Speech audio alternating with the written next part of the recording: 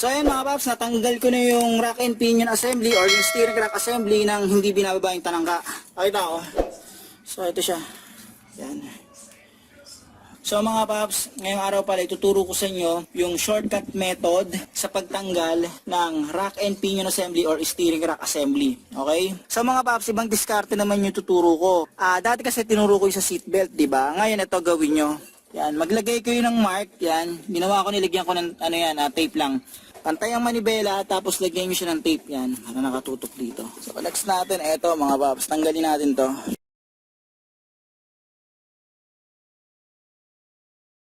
Next natin, ito. Dalawa yun dito. Okay, so ito, tanggalin natin yan. Tapos tanggalin natin to. So next natin, ito mga paps. Yan. So yan. Ayan. Tanggalin lang natin to. Tapos tanggalin natin yung cover. Yan. So susunod natin ito, yung pinaka-bakal na to. Yan, yung pinaka parang lock niya rito. Okay, so isud lang natin yan. Okay na yan. Tapos sa susunod natin, ito, nakita nyo to? Yan, sa intermediate shaft yan, lagyan nyo ng marking yan. Ito sa akin meron ng marking yan.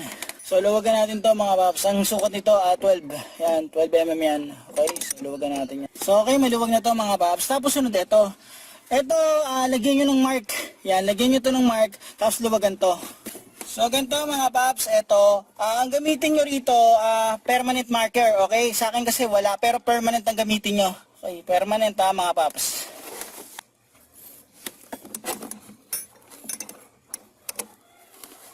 Okay, maluwag na yan. Ngayon, pwede natin itong tanggalin na para maangat na natin to. So yan siya, ito. Okay, ito yan dyan. Tapos, natin yan. Okay. So next natin, itong pinaka-tie rod niya. Yan. Tanggalin natin yung pinaka-castle nut dito. Yan. Pagkatapos ko matanggal yung pinaka-cutter pin, tanggalin natin to. Ito 17 mm. Okay, 17 mm lang. Yan. So yan, luwagan lang natin. Saka natin pupukpukin.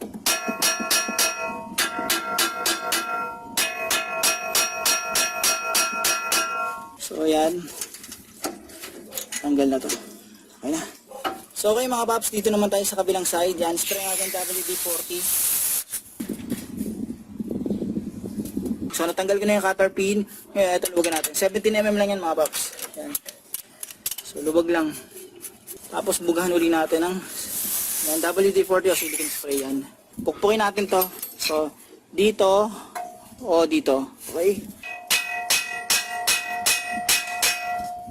Ayan. Ayan. So ganito mga paps, yan, natanggal ko na yung pinaka-tie rod niya. Ngayon ang gagawin natin ganito. Ito, nakita nyo to? Ito yung pinaka-mahabang bolt or big bolt na nakakabit dito sa may ano natin, steering rack assembly natin or rack and pinion. So ito, gamit kayo ng, ito gamit ko, 17 mm. Yan. 17 mm to mga paps. Shoot ko yun dito. Yan. Tapos, di ba nakashoot na yan dyan? Pag pinipihit natin yung paluwag sa baba, tatama yan dito. Yan sa pinaka dito. Yun yung, ito yung magiging kalang yan mga paps. Ito. So yan yung setup natin. Tapos sa baba, luluwagan natin yan dito. So yan siya, 17 mm din yan mga paps. Okay, 17 mm. So ito, yan, counterclockwise. Okay, counterclockwise. Medyo matigas to mga paps. Gamit kayo ng breaker bar. Yan.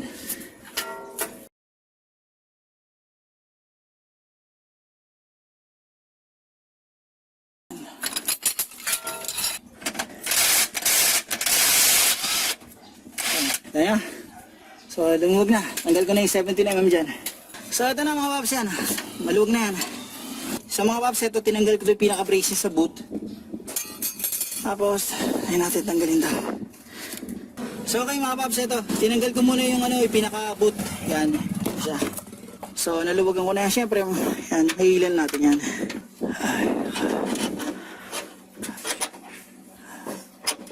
Ito. So dito naman tayo mga paps sa kabilang side. So ito yung pinaka ano niya, yung big bolt niyan, yung mahaba. Ito. Yan. Ito ang sukat nito ay same din ng kabila. Yan. Pag sumasama na sa pagluwag diyan, itong pinakadulo tatama to dito. Ito yung pinaka magiging kalang niya.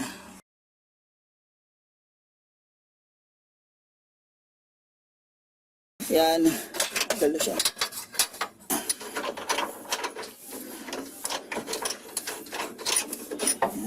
So okay mga paps, since natanggal ko na yung dalawang bolt, ang gagawin ko, may tatanggalin uli ako rito, okay?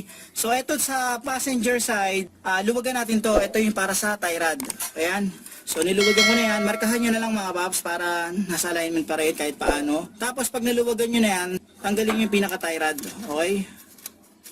Ito sa passenger side lang to mga paps ha. Ayan. So mga paps, susunod natin tatanggalin itong stabilizer link. Itong baba lang mga paps. Ha? Okay? So, 17 mm.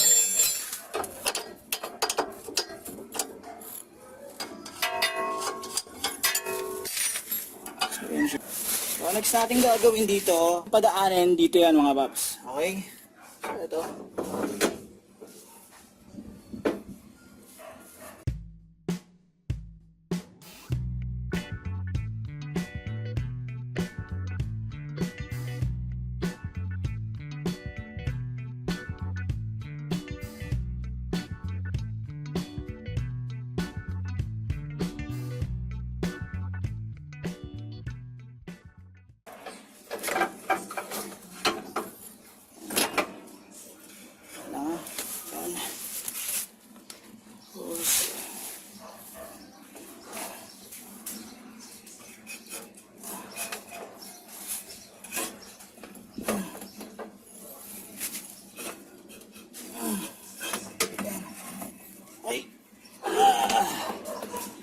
Ayan siya. Ayan. So okay mga paps, ito, may gagawin kasi ako dito sa rack and pinion na to, pero sa ngayon ipapakita ko na sa inyo kung paano ibabalik. Reverse order lang ng pagtatanggal. So unahin muna natin ang driver side. So ganyan, pasok nyo lang to dito.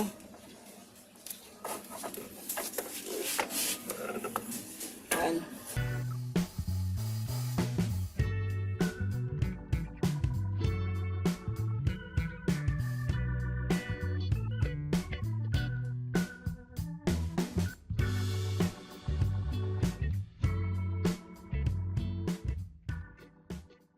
Tignan nyo doon sa kabilang side kung may mga humaharang, iusot nyo na lang.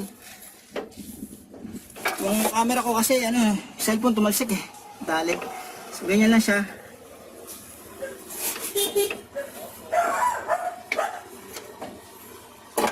Yan.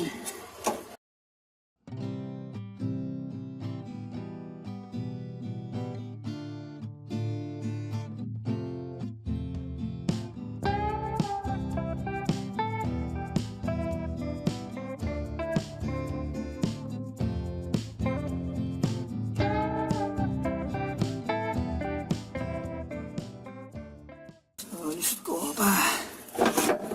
Yan.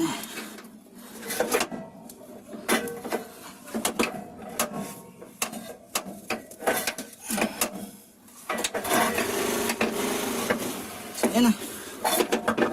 Okay. So, ganun. Kaya.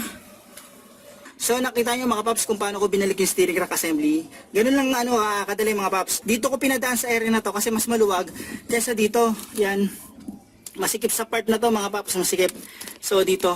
So paano mga paps, hanggang dito na lang yung video ko. Sana kahit paano itong video na to nakatulong to in case na magbabaklas kayo ng steering rack assembly nang hindi na binababa yung pinaka cross member or yung talangka ng sasakyan. Okay? Ito sa Vios to, applicable to sa Yaris. Posibleng gumana din to sa mga ibang Toyota EPS na sedan. Paano mga paps? Huwag nyo kalimutan i-like at subscribe ang channel ko para makagawa pa ako ng ganitong basic na video. Huwag nyo rin kalimutan i-hit ang notification bell para updated guys sa video na ginagawa ko. Paano mga paps? Maraming salamat sa inyo.